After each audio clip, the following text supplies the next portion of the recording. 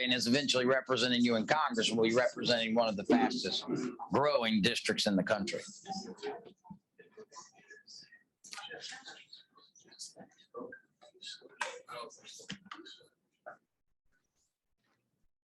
We're playing musical chairs here.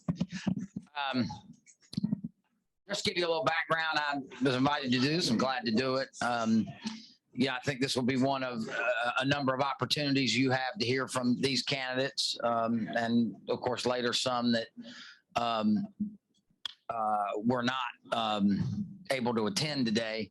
And I hope we hope we will facilitate a good discussion. This is a forum, not a debate, and we're going to try to keep them to the time. But we want you to to hear from these candidates, make your own impressions, tell your friends about it, and use it as you start to to foster some decisions. But for a lot of you, this is your first opportunity, and my first opportunity to get to know some of these candidates a little better. John, how are we doing a statement from Kelly first? In the beginning. Yeah, and then, but he's not going to participate. Okay, so let's do that. Let me, Kelly Daughtry was unable to be here today, and Todd Batchelor is going to say a few words on her behalf. And after that, I'm just going to have the candidates introduce themselves by name, and then we'll go back to your opening statements. Okay, thanks.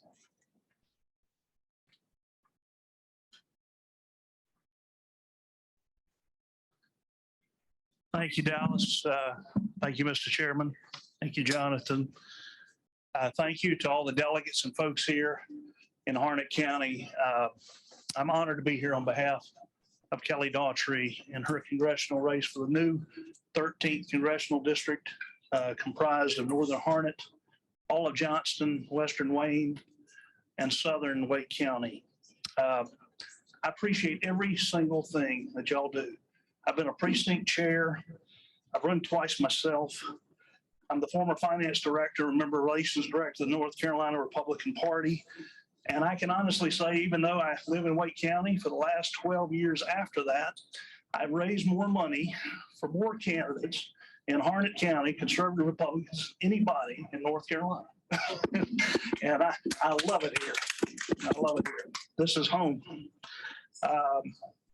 Kelly is an accomplished family attorney. She's been practicing law for over 25 years in Harnett and Johnston counties. She's practiced in front of the U.S. Supreme Court. She is the daughter and law partner of the former Senator and Representative conservative Republican Leo Daughtry. Kelly's a straight shooter. She's an outsider. She's never run before, but I can tell you she's put a great team together. Carter Wren, who used to be with Senator Jesse Helms for a long time, is helping lead the campaign. Luke Stencil's campaign manager. Charles Hellwig, the former Wake County Republican Party chairman, is helping us.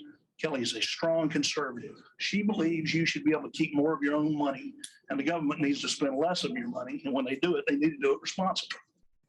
She is going to be working to eliminate wasteful spending. She's for term limits.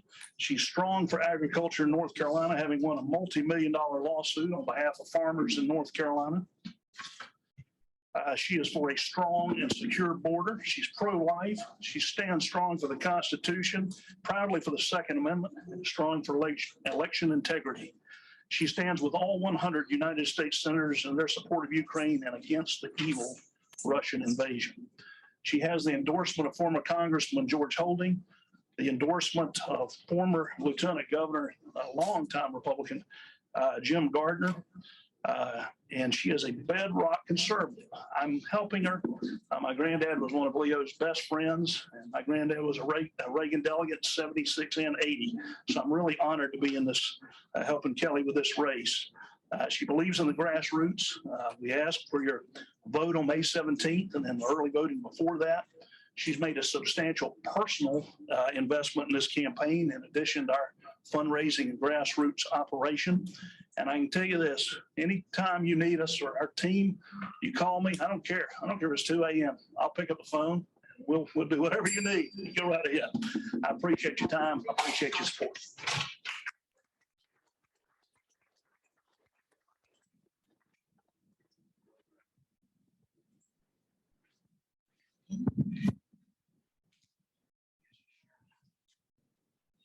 Okay, thank you very much. Starting with, if we will, we'll just go down my left, starting with Ms. Elmers. Just introduce your name, then we'll come back and do opening statements in just a second. I am Renee Elmers. I am your Harnett County candidate. Hi, I'm Chad Slaughter. It's good to be here with you. Hi, Jessica Moreau. Nice to meet you. Hi, y'all. Ken Kersey. And I'm Devan Barber. And Devan, we will start with you on that end to do opening statements. Good. Thank you. Well, good afternoon. Thank you to the chairman, vice chairman, Jesse and Jonathan for putting this together. And thank you all for coming back from lunch to be here with you. My name's Devan Barber. I'm a Christian. I'm a husband. I'm a father. I'm a small business owner, headquartered right here in Dunn, a member of Chamber of Commerce here in Harnett County. I'm the conservative Republican candidate from the 13th district, running to represent the 13th district in the United States House of Representatives. You know, I'm glad you're all here this afternoon, but I'm going to give you a little spoiler alert. Everybody you hear from for the next couple hours is going to say the exact same thing. We're all pro-life. We're all for Second Amendment rights. We're all for lower taxes. We're all for energy independence. We all think Joe Biden's running this country into the dirt. And if we don't, we ought to be disqualified, right?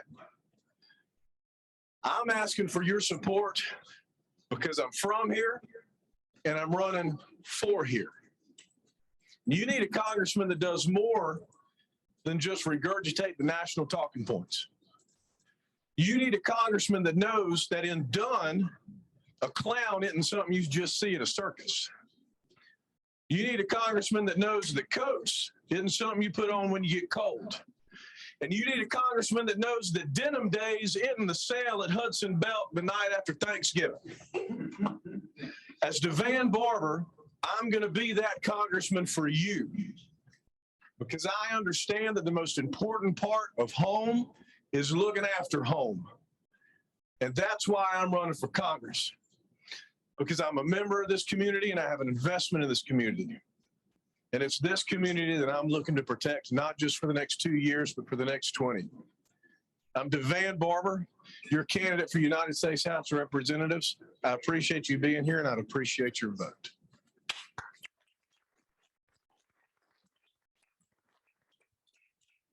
Hey, all, thanks for coming out and having us all here. This is a true honor to be talking to you today. I'm not a career politician. Nobody in my family has ever run for office, but I do come from a family of service. Both my grandfathers were combat veterans. My dad's a combat veteran. When I was 9 years old, which is the age of my son now, I was woken up in the middle of the night by my dad who pulled my blanket away because I used to sleep with his poncho liner. So came up with a blanket, he needed it, stuffed it in his rucksack, and he flew off to go to the first Gulf War. I didn't see him again for 15 months. So I know what the families down at Fort Bragg are going through right now. I was one of those families. Their loved ones in Ukraine. And when I turned 17, growing up here in North Carolina and growing up in that family, I had no doubt in my mind that America is the greatest country on the face of the planet. It was worth fighting for. So I went up to West Point, and when I was there, 9/11 happened. And I knew that was the right place at the right time to serve my country. Then I served honorably in the infantry. I got selected to be, I went to Iraq in 05-06, was selected to be an instructor at U.S. Army Ranger School. But I had this sinking feeling in my gut that perhaps the fight for freedom wasn't over there. Perhaps the fight for freedom was right here at home. So I dedicated the next 10 years of my life to figuring out what truly makes this country great. Went up to law school, I studied the Constitution, I studied our rights, I studied the things that truly keep us safe and make us free, which is our freedoms. And then I went off and I met these veterans out there at law school that come across and build businesses from the ground up. And I said, man, that's the way to add value to the world. You put together a team, you come up with an idea, and you build things, you hire people, you create value in the world. And I spent 10 years building companies. We settled down here in North Carolina, raised 2 kids. We had some success.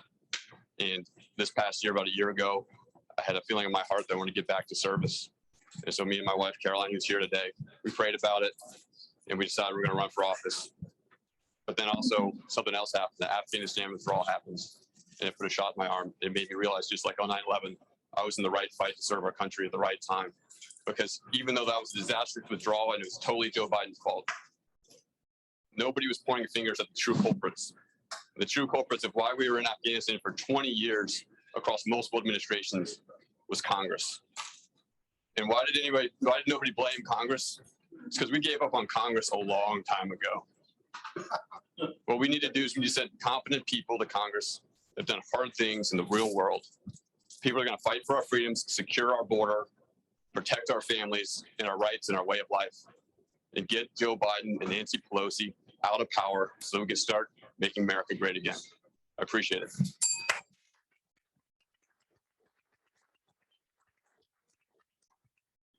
Okay, I'm Dr. Morell, and as Mr. Barber pointed out, everybody here is going to have the same ideals, basically, on the major stances. So what I'm going to do is I'm going to introduce you to myself as a person, because I'm not known. So I grew up in a military family. I was brought, moved all over the United States. And unfortunately, in 1998, we became a Gold Star family. So I connect very closely with our veterans and healthcare and services for our veterans and our active duty military. I went on, I went to undergraduate and I went on to medical school. So I'm a physician and I specialize in emergency room psychiatry and in forensic psychiatry. And if you don't know, forensic psychiatry is the intersection between law and psychiatry. So I have a very firm background in law as well as healthcare law and the opiate crisis and some of the mental health needs. And I think this past year has been a prime example as to why we need more healthcare providers and more people with mental health experience in Congress. I mean, we have had a lot of healthcare decisions being made for us, and they're not being made by people with experience. They're not being made by the people that understand insurance companies. They're not being made by people that understand mental health, like our children's mental health, because that's being seriously compromised this last year. So while everybody here has wonderful qualifications, I think sometimes it's important to make sure that you have a diverse field of candidates in your offices, because we all have something to offer. And I think what I have to offer is a little bit distinct and a little bit unique and something that's a little bit lacking in Congress right now. So I encourage everybody to come up and talk to me. I don't have a big campaign staff. If you contact my campaign, it's me. So you'll get me when I'm not on call or not handling patients, but I will come out. I'm happy to meet in the community. I want to talk to people. I want to see what everybody in this region needs. But also importantly, I know what I don't know, and I know that there's a lot of other candidates across the state that have experience, say, in farming. So we have David Rouser, who is running south of us, right? Oh, I'm in Cumberland County, so he's south of me. And I say, if somebody's going to ask me a question about that, he's who I'm probably going to talk to because he has the experience. I know not to make decisions on things that I have not researched and that I don't know about. So I think the best thing you can do is surround yourself with people that can support you and that can give you advice and give you information, and so you can make a smart decision. So I'm not going to do quick instinct answers to things. If you ask me something I don't know, I'm going to let you know. I don't know, but I'm happy to talk to you about it. And I'm happy to research it. So come up to me with your questions. This is like my first introduction to everybody. So thank you very much for inviting me.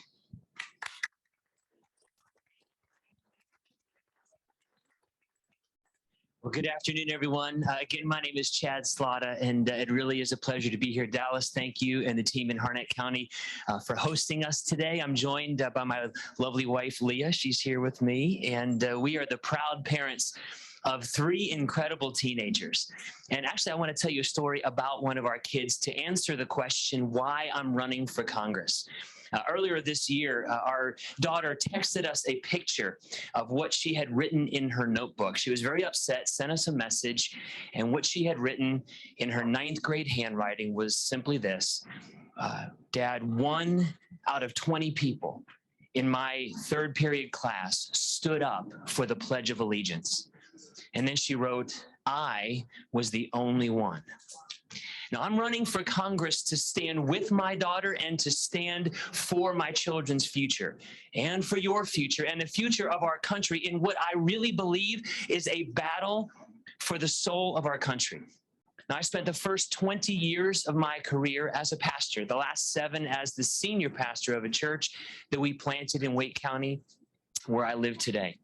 In 2017, I stepped up to serve as the CEO of our family's small business. I've built and balanced budgets.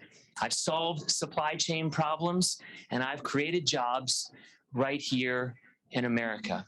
And now I'm running to represent you and to return power back to we the people, to restore wisdom and sanity and civility back to government, and to realign America with the Judeo-Christian values, the constitutional conservative principles, and the America First policies that have made us great. Now, like you, I'm very concerned about the direction of our country. We have a political class for whom politics has become their religion and government, not God, is their savior. We have unelected bureaucrats telling parents what they're allowed or not allowed to teach their children. We have gas prices and food prices at an all-time high, record inflation.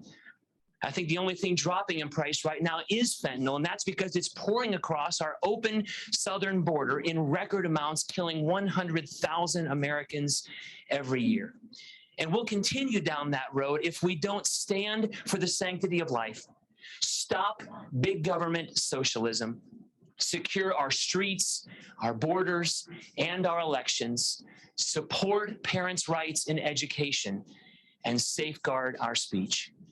I'm running for Congress to create an America in which all 20 of my daughter's classmates would be proud and honored to stand and pledge allegiance to the flag. It's an honor to be here. Thank you.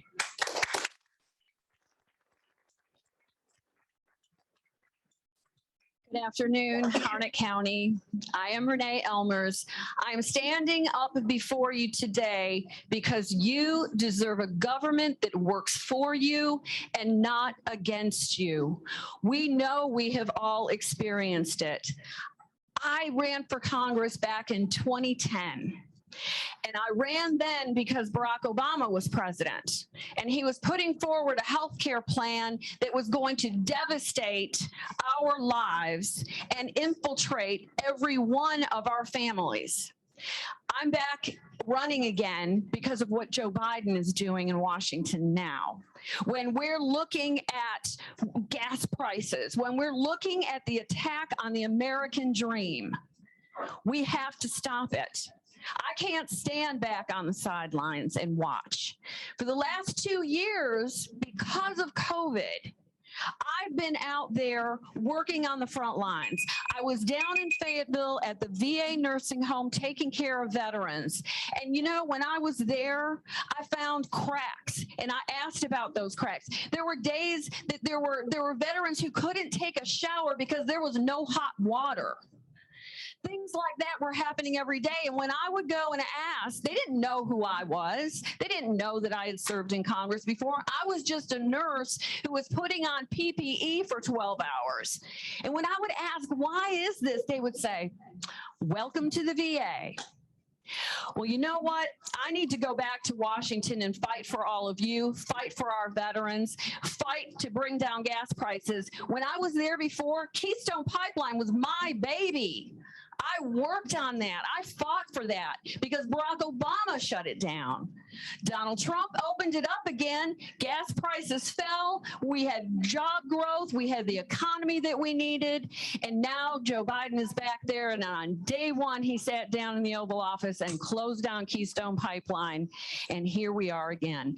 We've got to put an end to the roller coaster that we all experience. I'm here in my boots today. I've worn these boots on the House floor. I stick to the Constitution. It's worn, but I carry it with me every single day. I don't leave home without it. This was my voting card. It's got my picture on it. But you know who it really belongs to? It belongs to you. Every vote I gave was because I was fighting for the people of Harnett County, Johnston County, Wake County, and Wayne County. I am here today to humbly ask for your support and your vote, because together we can make America great again. Thank you. Thank you. Thanks, everybody, for their opening statement. We're going to run through a few questions here, kind of in the rapid fire. So we're looking for about a 30-second to 1-minute answer. And I want to start on the issue of Ukraine. If you could tell us one thing that the United States and the Biden administration is doing right with the situation in Ukraine, and one thing that we are doing wrong and should you do different. And we'll start with Chad, go back, and then come to you. Yeah, thank you. First of all, we would not be in this situation that we're in today if President Trump were still in office. You know, it's really interesting. He said last week, it was fascinating. He said it was my personality. People used to accuse me. He said people accuse him of getting us into wars because of his bombastic personality. When the truth is, it was his personality that kept us out of so many wars. 0 wars were started under his leadership. And sadly, we see the decisions that Joe Biden has made, especially declaring war on the fossil fuel industry, has enriched Vladimir Putin. The disastrous and the deadly withdrawal from Afghanistan emboldened Vladimir Putin. And now the one thing that I'm very proud to see that we're doing here in the United States is we're standing with the people of Ukraine. I'm thankful for that. But for many years, beginning with President Reagan and through President Trump, we had an understanding that we would, as a foreign policy perspective, stand for peace through strength. And that's what we need to return to today. What is the one thing? Thank you, Jessica. I mean, I'll keep it a little bit brief, but I think the one thing that we're doing correctly is, of course, supporting the Ukrainian residents. The citizens have absolutely nothing to do with this. What we've done wrong is it's been going on for years. This isn't a new issue. The United States has been doing, or certain individuals from the United States, I wouldn't say the United States itself, has been doing some underhanded business over in Ukraine. Bioweapons facilities, money laundering through Ukraine, and I think we all know what parties are potentially responsible for that. So this isn't something that just started today. It's not going to be solved today. And I think we kind of gave Putin, like him or don't like him, we gave him some ammunition to use to create this conflict. So I think there needs to be some responsibility that the U.S. is taking for that situation. So what we're doing right is somewhat supporting the citizens, but what we're doing wrong is being dishonest for a long time leading up to it.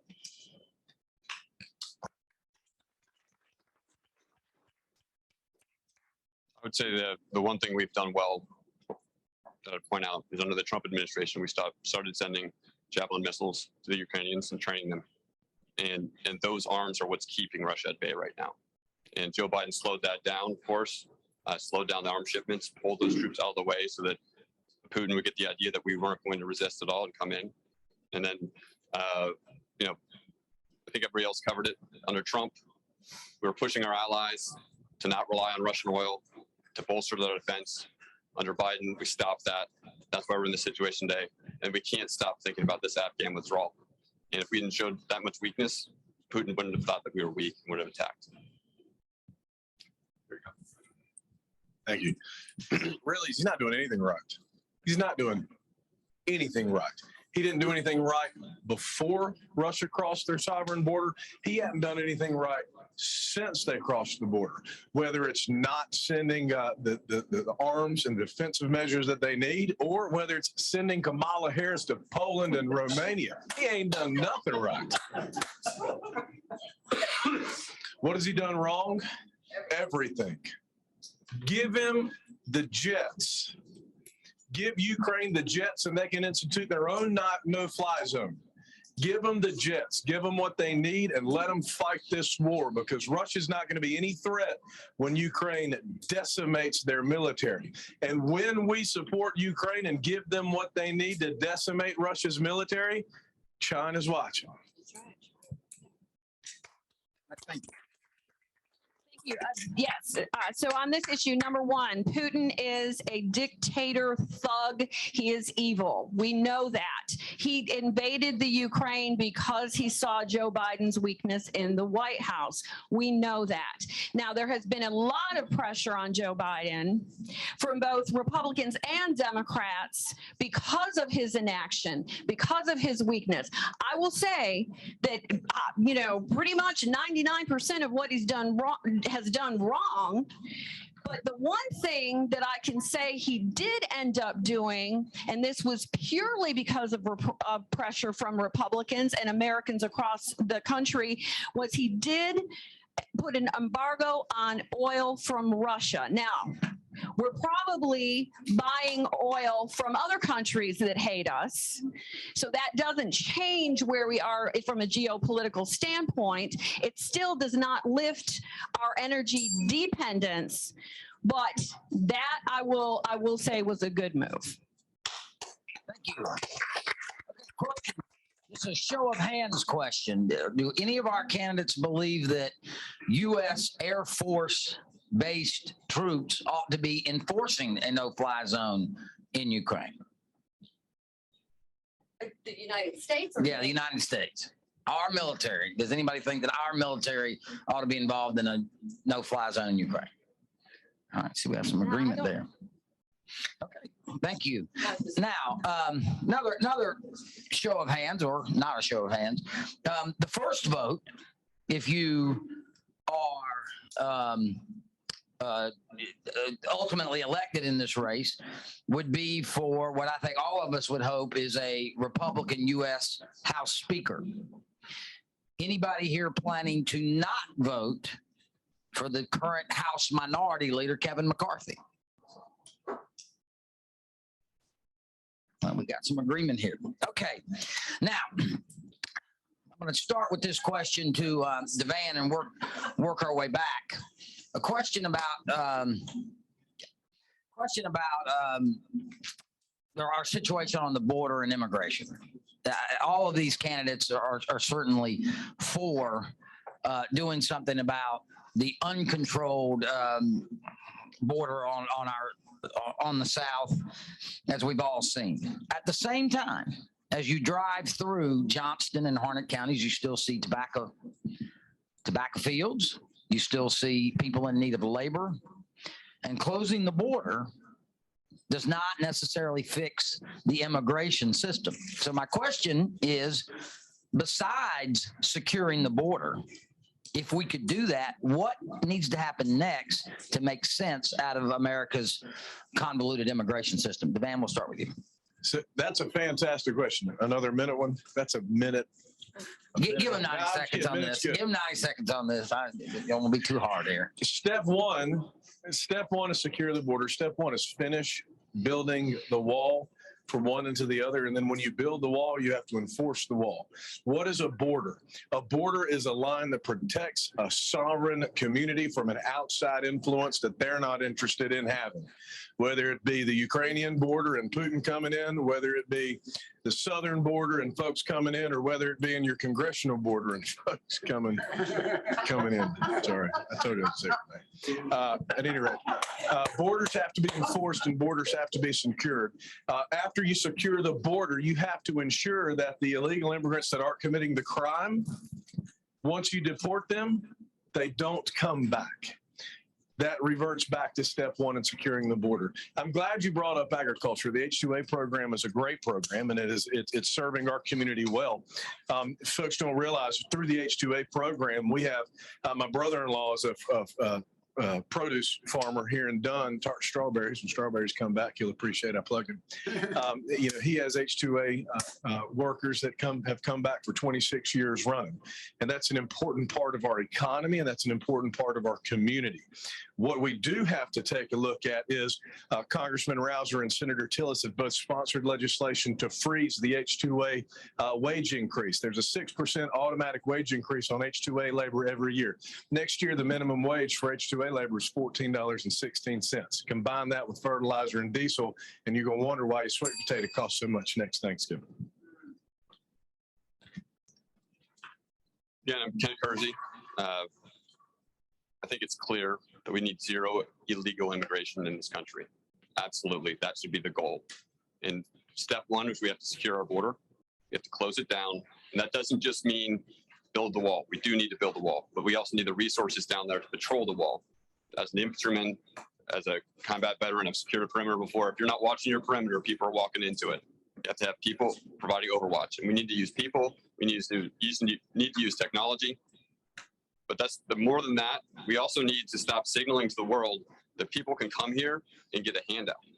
They need to come here to do hard work. That's what American Dream is. It's about working hard to earn your living. And for too long, we've been saying to people and showing people throughout the U.S., these socialist policies are pulling people into our country. We wouldn't have a crisis at the border. We wouldn't have people trying to come across the border if we weren't telling them, you can come here and get a handout and not work. It would go away. We'd still have evil men out there trying to push fentanyl across our border. And we would still have people that are coming through trying to do it legally. They would have to process to do hard work. We should support those folks. We should welcome them here as long as they're willing to work hard. But the number one thing we need to do is keep people from coming in illegally, and then we can solve every other problem. Thank you. I agree with the prior two gentlemen. However, I think there's a big part of the illegal immigration problem that's not recognized. A lot of people are coming in on temporary visas, right? So, okay, we secure our borders. We have all of that done. Then where's the next source? And the next source is visas. They're coming on temporary visas. They're coming on student visas, and then they disappear. They never show up for their first class. They don't show up to their dorm rooms. They're gone. They're gone, and the schools don't report it. Schools are getting some funding for having these visa applicants at their schools. So this is where actually quite a few of the terrorists are coming from. They're coming in kind of legally on temporary visas, and then when they disappear, we never find them. So they need to be vetting these applicants a little bit better. They need to see who's funding these applicants to come into college, because they have sponsors. And we need to look at other things. I mean, the drug war is terrible, but child trafficking is even worse. And that's something that we're not really focusing on in this discussion, and securing the border, north, south, and people that are applying coming in. And then they bring in their families on these temporary visas as well, and then they disappear. So we need to have better tracking on the people that we are vetting and letting into the country as well.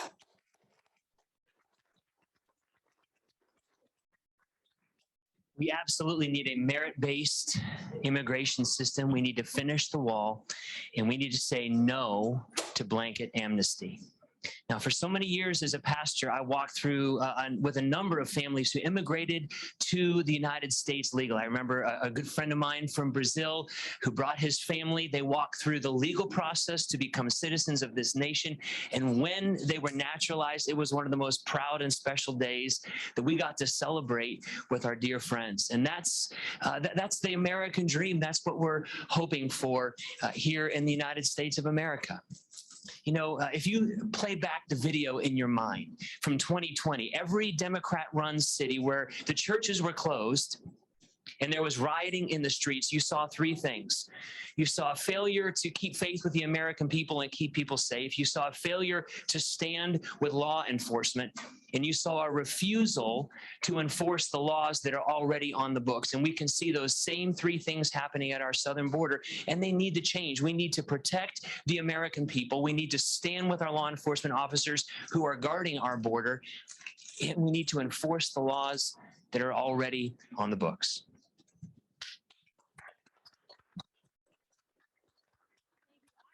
Been to the border. When I was in Congress, we were about to pass a major immigration package that was going to solve these problems. It was going to secure the border. It was going to address the holes and the cracks in our immigration policy. There's so many archaic and redundant and out-of-date policies that are still in place in Washington when it comes to immigration. So border security, legal immigration reform, illegal immigration reform. We don't want illegal immigrants coming across the border. During the Trump administration, it was down to dramatically low numbers. During Barack Obama's time, when I went to the border, they were coming across the border. They were handing out birth control pills for the young girls because they knew they were being raped on the way. An absolute humanitarian crisis. And now we have it again under Joe Biden. It has to stop, but we have to be the ones. And as Republicans going there, we need proven, experienced, conservative leaders like myself who are ready to execute immigration reform and solve the problem once and for all. Jessica, we'll start with you on this question and work down this way and go back to the other end. And certainly feel free to disagree with my premise of the question here, but it seems to me that with Republicans there is a tension with big tech, in that we generally don't favor overregulation and government involvement in the free market system. Nobody has to get on Facebook. Nobody has to get on Twitter or Instagram. At the same time, this is having an enormous effect on the ability for both Republicans to communicate the appropriate communications of children. A lot of directions you can go with this, but I guess my question is, if you were a member of the House of Representatives, what would be your view on what Congress needs to do anything about, quote unquote, big tech, if anything? Well, I think that's the beauty of a free market society. They have a product, they can sell it, and they can administrate it in whatever way they want to. I think it kind of is more that the conservatives need to start creating their own organizations. So, and it is happening. We have Trump creating his social media. We have things like MeWe coming out where conservatives can have a voice and you're not going to be silenced. Where I think there is a problem is that free speech is being oppressed unequally. So that is what should be addressed, is like, what rights are you allowed to tromp on? And the answer is none, and it should be equal across the board. But as far as private businesses can do what they like to do, and we don't have to give them our business. One thing that needs to be done is to, first of all, eliminate any special protections that social media platforms are getting that they were given when at their inception, because now we can see that those special protections are being abused by those companies to allow for people to be deplatformed and canceled, and that needs to stop.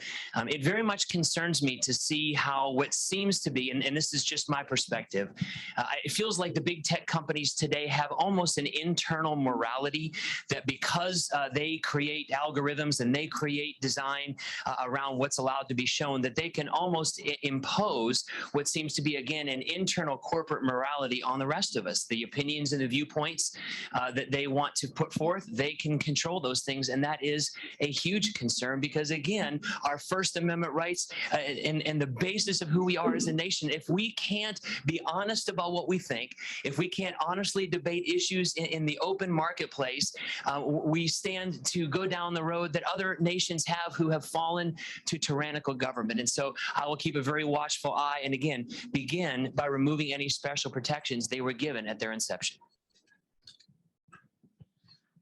Serving on the Energy and Commerce Committee when I was in Congress, this was one of the issues that I dealt with back years ago, 7 years ago. And it was because social media and tech was evolving. And yet a lot of the policies and regulations and laws that were in place were, again, archaic, old, outdated, and really didn't apply as quickly as technology was evolving. So once again, you need strong conservative Republicans who can be in Washington and address the issues as they are happening. They stand behind the First Amendment on this one. Those social media platforms say, well, wait a minute, this is our First Amendment right. Remember, you stand for the Constitution. Do you see how they use it when it's at their advantage, and then they abuse it when they want to make their statements? That is, again, why we have to send good, strong Republicans to Washington to deal with these things. But I will also decouple social media platforms from technology moving forward, because here in this country, until we get broadband across this country and into our communities, especially our rural communities, our children are going to suffer. We are going to suffer. We need to do everything we can to advance it, but at the same time, make sure that those that abuse it are taken into accountability. It is no longer a social media platform, it's a social media publisher, and that's where it starts. Vladimir Putin has a Twitter account. Donald Trump doesn't. They pulled the New York Post down off of Twitter unless they agreed to take down Hunter Biden's laptop story. Do you remember it? What happened 2 days ago? Oh, I'm so sorry. Turns out that was just we were working on the election. I mean, turns out that was the truth. Social media is no longer a platform. Social media is a publisher, and as a publisher, it should be held to the same standards as any other publisher. And as your congressman, I will repeal Section 230.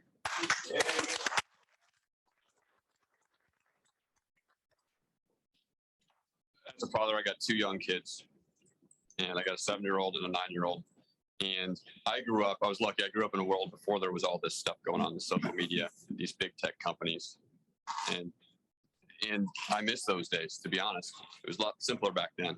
Wasn't worried about what's going to happen when my kid when they're going to get a phone, and what they're going to see on that phone and who's going to influence them. And I also just can't stop thinking this cancel culture has just got to stop. People need to be able to think again on their own. And these big tech companies, they're shutting down people who have other points of view.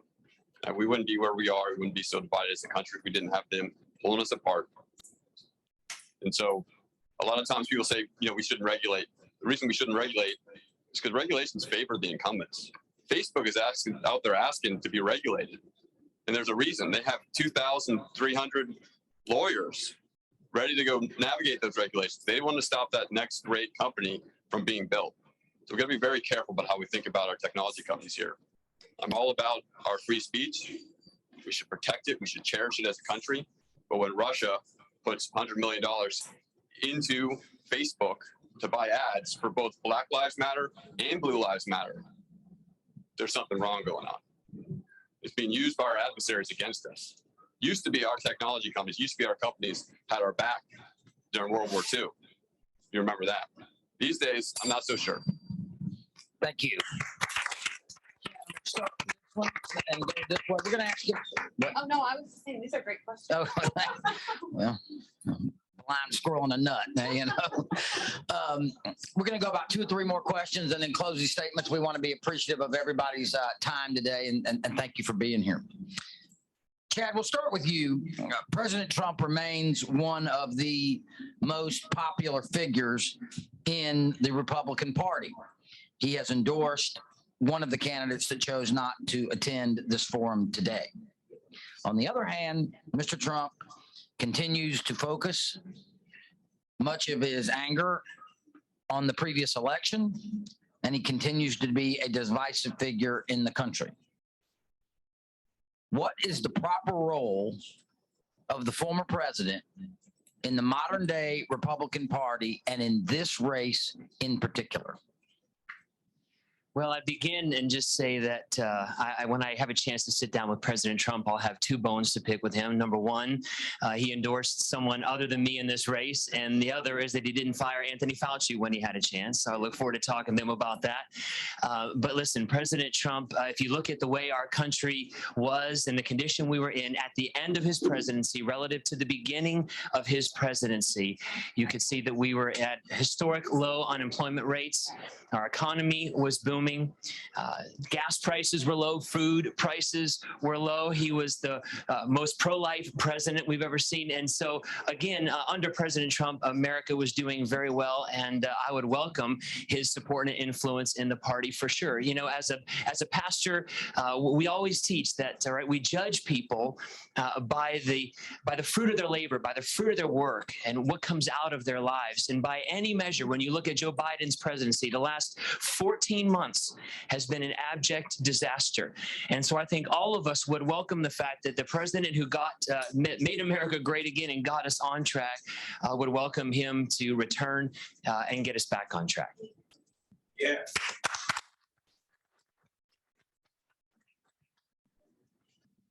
Well, President Trump is, and I still call him President Trump because as we were talking about the 2020 election, I personally don't believe that was a legitimate outcome. I don't believe that Joe Biden got the votes that he got and Donald Trump got the votes that he got. I just don't think that statistically that is possible. But we have to move on. We have to move on because we are in the situation we are in today with Joe Biden. We knew that this was going to happen if Joe Biden got elected. That's why many of us voted for Donald Trump, right? But here we are, and we have to look forward to this next election. Now, I will have to say, it would be remiss for me to not mention that in 2016, Donald Trump endorsed me. I didn't win. So his endorsement may not mean as much as some people think it does. He has the right to endorse whoever he wants. He absolutely does. And he is taking on the role as the past president. He is and seems to be the one who is heading the Republican Party right now. I don't think that's bad.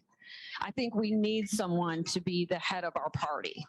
But I think we all have to come together too, and we have to look forward to the future, and we have to fix the problems that are happening to every American today. I want to and support America First policies. I will always do that. I did that before Donald Trump, and I will do it after. Thank you.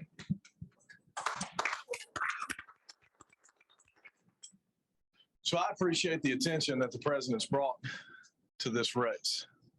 This race is one of the most important congressional races in the United States of America because this race very well may determine the balance of power in the U.S. House. The Democrats knew the only way that they could slow the red wave is to take some water out of the pool. So they went through redistricting and they took at least 2 red seats out of the pool by, doing they do with the redistricting. So I'm glad President Trump is involved in our race and takes an interest to our race because our race is important. Our community is important to the future of the nation. In 2016, y'all remember Eric Trump and Laura Trump came to Main Street in Benson? Yeah, that was me, right? In 2020, Donald Trump Jr. came to Clayton. We raised $250,000 for our judicial candidates in 2020. Remember that? That was us. The largest rally that the president had in 2016 at the farm, sang the national anthem. I am just as pro-Trump as any of them. And I welcome. You sang the national anthem? You ought to see it. I reposted that thing the other day. The voice of an angel. Lord help us. You should hear me in the shower. You should hear me in the shower. First 3 bars. There it is. There it is. So we welcome the influence because this is the most important race in the nation.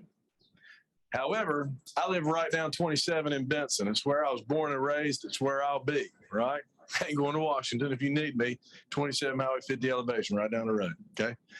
And as a Johnston County Republican, I remember all too well back in 2016 when in the middle of the night, Karl Rove said, Johnston County has just reported and gone red. We can call North Carolina for Trump and projects Trump as the next president of the United States of America. So I'd like for him to, very little Johnston County endorsement in here. We thought he'd, return the favor, but we, I'm sorry. So, but we appreciate the attention that he's bringing to the race and look forward to highlighting it.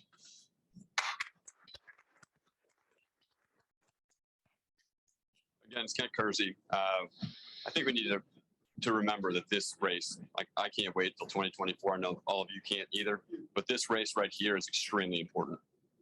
North Carolina families are suffering. We got inflation is growing. We got to secure our southern border. We got to get Nancy Pelosi out of power. We got to send the best candidate from this crew to Washington to stop that, from stopping her, to stop them from pushing the socialist agenda across America. We need to do that this year. So I think that we need to be laser focused on that. And then we need to rally behind our presidential candidates in 2024. I think we're all hoping it'll be Donald Trump, but we'll see what happens. Now, I think Donald Trump might have got some bad advice on this race. So I ask you guys to make your own judgment on who's the best candidate to send up to Washington. And that's all I have. I'll give the rest of my time.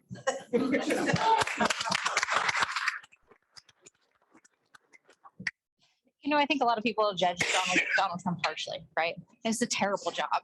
You have to have a certain personality or personality disorder or whatever you want to call it to be successful in that position. So he's successful because of his characteristics, and he's also criticized for them. And you're also getting limited information. You're getting the media's cuts of what he's saying. So you're not getting the truth all the time. The one thing I would criticize about some of his endorsements this time around is that I don't think he took the opportunity to speak to all of the candidates before he made a decision of who he was going to endorse. And he's endorsing some pretty, I would say some outrageous candidates, some people that maybe are going to get a lot of attention and they're going to be on the news and they're going to be on social media, but they aren't necessarily going to be the people that are going to make the best decisions for the residents. And I think that, we're in a swing district. And if you want your candidate to win, you have to bring somebody after the primaries that's going to be a good competition.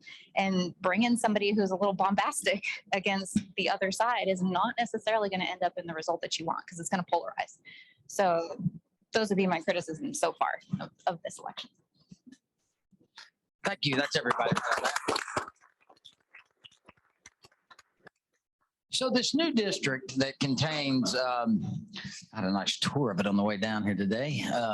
The southern parts of Wake County, fast growing, moderate Republicans, a lot of liberals.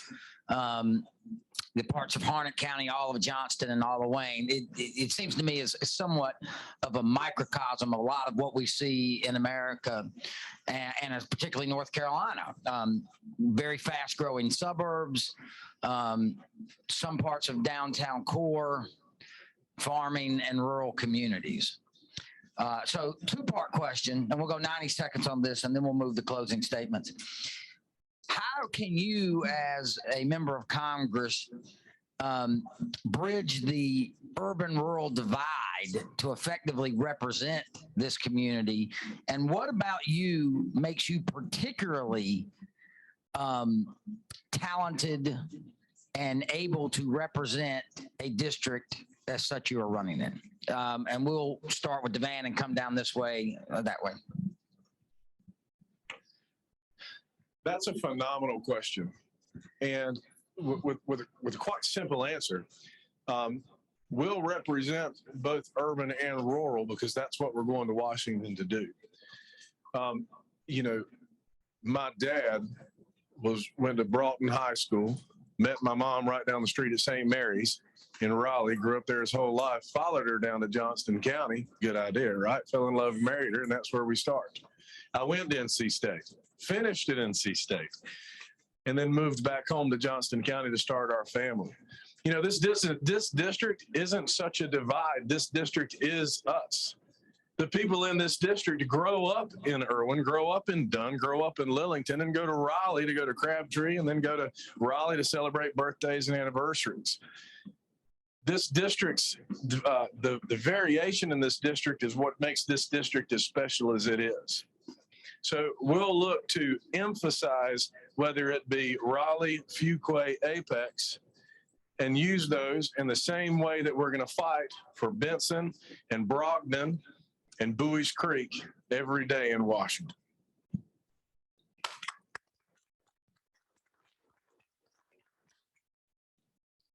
I'd say there's three reasons. One, I'm a dad. Two, I'm a small business owner, builder.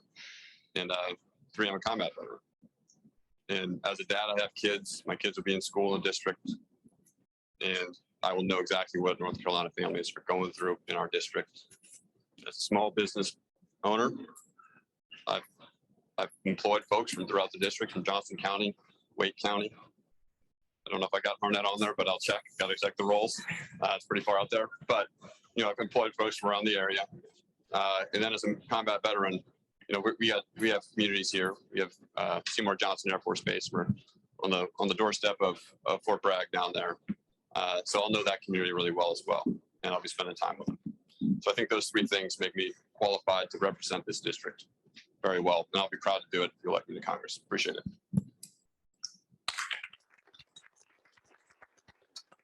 So on a personal level, I probably relate a little bit more to suburban urban, right? I went to school, I've been in training in more urban areas. I have a lot of experience, and generationally, I'm probably a little bit more connected to that half of the community. However, for my job, I listen to people. That's what I hear every day. I hear people across all demographics. I hear their struggles. I hear what they need help with. I hear what services they don't have, and I listen. So while I may not have the personal experience of the rural communities in these counties, I'm listening. So I'm willing to take in everybody else's perspective, and I'm willing to apply that. So that's what I can offer, is that I'm willing to listen to people and willing to learn about what is important and maybe where this particular area's struggles are.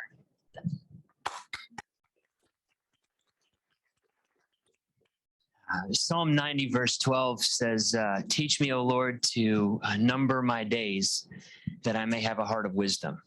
And obviously that's not talking about the number of days that we have in front of us, because none of us know how many days we have in front of us. But it's important that we look back on our experiences and we learn from those things, because that wisdom helps us to succeed in whatever God's called us to today. And as I said, I spent the first 20 years of my career pastoring. I've heard every story I think that you could possibly hear from a family. I've walked through so many different life situations with folks. And when we moved to Wake County in 2010 to plant our church, I've had the privilege of pastoring folks from the urban side of our district and the rural side of our district. And I've had a chance to sit with them and pray with them and go to the hospital with them. And now I've had the privilege to run a small business. And so the new companies and the businesses that are coming in, the way that our economy is changing and growing, I'm very well suited after, again, having built and balanced budgets. I've solved supply chain problems. Our company is actually a 100% United States-based company, and we ship elsewhere in the world. So I understand, even on a global scale, what the supply chain problems that we're having in the country today. I'm very well prepared for those. And after being married 24 years to my wife, Leah, and raising 3 children, I understand all the families that are moving in here and the challenges that they're facing.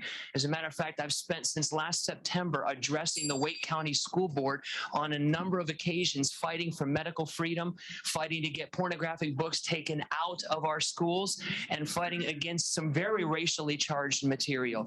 So I've been on the family, the business, the pastoral side. I'd be very well suited to represent you in Washington. Thank you.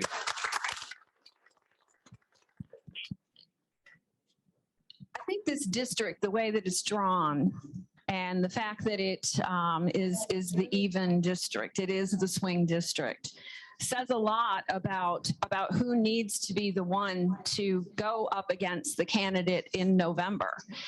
I told you that I ran for Congress in 2010. This district that we have right now has all of the counties in it that I served, and I actually won, minus the portion of Wayne County that we have right now.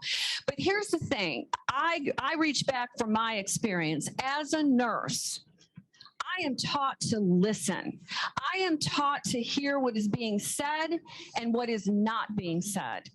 And whether it's for me here in Harnett County, living in Dunn, or whether it's going up to Holly Springs and having those discussions with families in Holly Springs or Fuquay or Goldsboro, doesn't matter. We are all suffering together. You know, you may live in a certain geographical portion of this district, but we are all experiencing those gas prices right now. We are all experiencing the fact that we feel that our lifestyle is under attack, that we are being held hostage at the gas pump and at the grocery store. We can have those conversations and we can come up with solutions. And it doesn't matter whether it's me from Harnett County or it's someone from Wake County. We can talk together and solve problems. Thank you. Thank you very much. That's going to wrap up our Q&A part of this. But before we move into closing sections, let's give a big round of applause for all these candidates.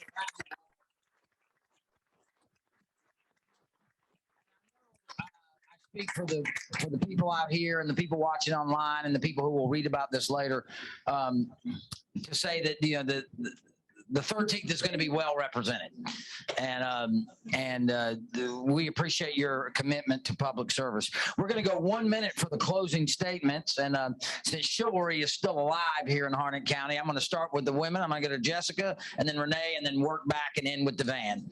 So Jessica, 1 minute, close us out here. Thank you. Okay, didn't really prepare a closing, but I just want to point out, and if it hasn't been obvious with my answers, I'm more of a moderate Republican, right? I'm probably going to fall a little bit, as if what we were talking about, Nancy Pelosi's moderate. liberal, then I'm definitely a little bit more moderate Republican. So it's a little socially more moderate, definitely financially conservative. I do agree with the majority of the principles of everybody on this panel, but I do think that when we're looking past the primaries, you do need to think about who is going to be a good candidate to run against, who they're bringing to the table, and who's going to be able to draw the people in the middle more to the right, because that's what this election is going to be based on this year, is really the people in the middle. Which direction are we going to take them? And hopefully ours, to the reasonable side.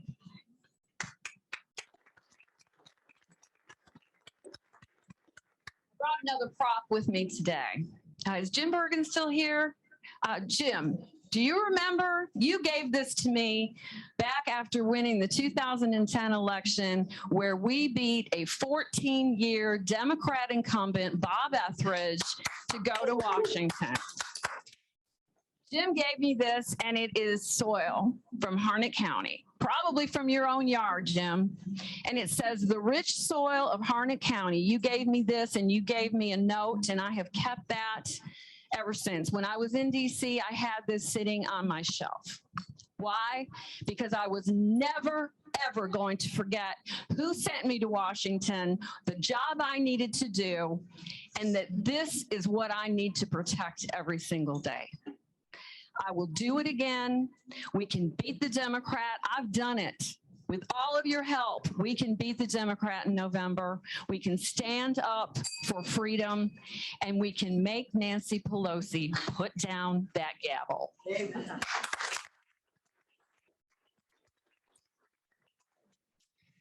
You know, my wife and I have been praying for you and for all the people in our district.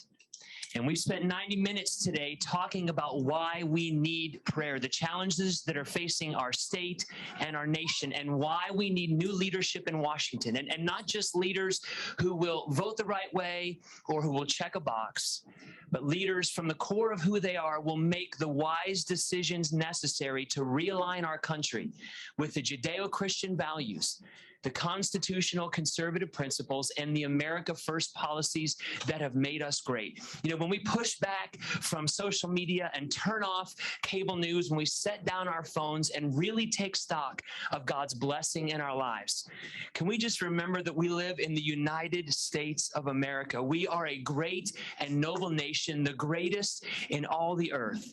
My name is Chad Slotta, and I'm running again to create an America where all 20 of my daughter's classmates will stand proud and pledge allegiance to the flag. And I ask that you stand with me. Thank you. I think we all can agree that these are serious times. And we need serious people in Washington representing us. We need to get our economy back on track. We need to secure our border. We need to take down the socialist agenda and get Nancy Pelosi out of power. We need people with strong conservative values, values that have been tempered by real world experience, doing hard things, making hard choices. Up in Washington, making hard choices, asking tough questions, and holding our government accountable. I'm the only one up here that's served in combat, put his life on the line for this country. I've built businesses from the ground up, and I'm raising a wonderful family. And I'm a little biased in that, but they're a wonderful family. And I've been living through what we've all been living through the last couple of years. I've had enough. I want to go up to Washington. I want to fight for you. I want to fight for this community in North Carolina, the greatest state in the country, of the greatest country on the face of the planet, and make sure that our values are heard up there and that we hold them to account and make this government work again for us. Thank you.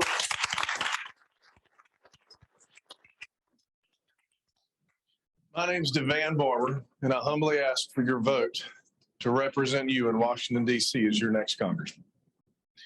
There's a lot of talk about Washington. There's a lot of talk about North Carolina. And next year, we will have the majority in the House of Representatives, and we will have a couple hundred folks that are going to look after the United States of America, and we're going to have a strong delegation to look after North Carolina. I'm running because I want to look after home. There's a lot of candidates in this race, and most of us are conservative. We all, have most of the same guiding principles, but when you look at the candidates and research your candidates, look for the why. Why are you running? What's your motivation? My motivation is in the hallway, so they're not yelling and screaming in here in the background. Joke. My motivation is a hallway. I want to go to Washington. Of course, we're going to look after the United States. Of course, we're going to look after North Carolina, but we're going to look after the Burlington Industries and the Swift Denim plant that should have never left because of NAFTA. We're going to make sure that we get the share funding so that we can get new volunteer firefighters, and we're going to keep taxpayers' money in their pockets, not having to rebuild fire departments, and we're going to look after home. And I'd appreciate your vote to do that. Thank you, Matt. Thank you to all of our candidates.